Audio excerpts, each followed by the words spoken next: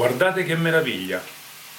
Guardate, oggi l'ho trovata dal pescivendolo e l'ho presa subito.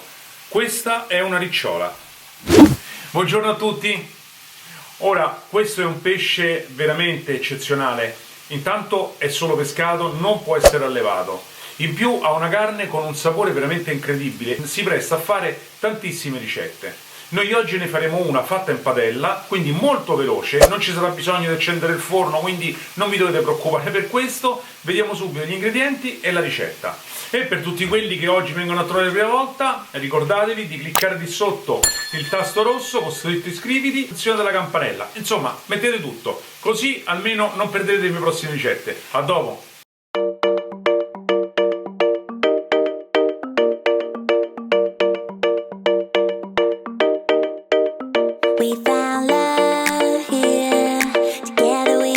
Mettete una padella sul fuoco con un po' d'olio. Dopo qualche minuto mettete 2 spicchi d'aglio e, se desiderate, anche il peperoncino. Appena l'aglio prenderà colore, metteteci ora la ricciola.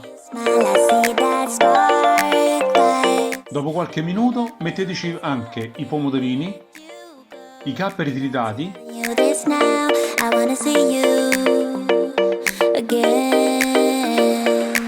e le olive, e bagnate con il vino bianco. Quindi cuocete la ricciola a padella coperta.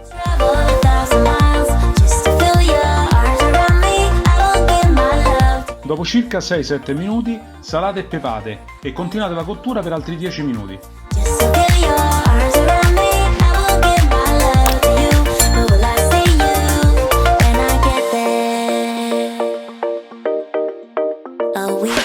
Una volta cotta sfilettiamo il pesce. Aiutandoci con un cucchiaio o una forchetta, togliamo le spine inferiori e poi quelle superiori.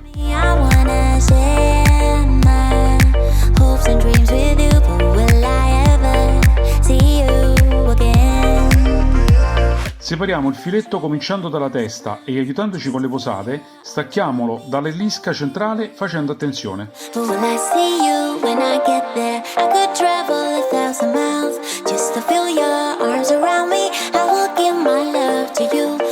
Infine togliamo le spine dalla pancia del pesce e avremo il primo filetto.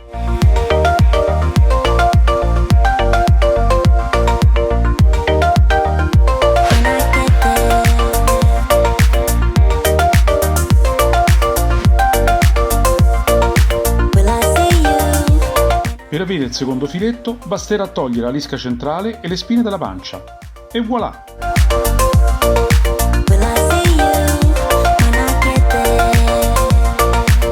Impiattate ora il filetto e guarnitelo con i pomodorini, le olive, i capperi e il suo delizioso sughetto.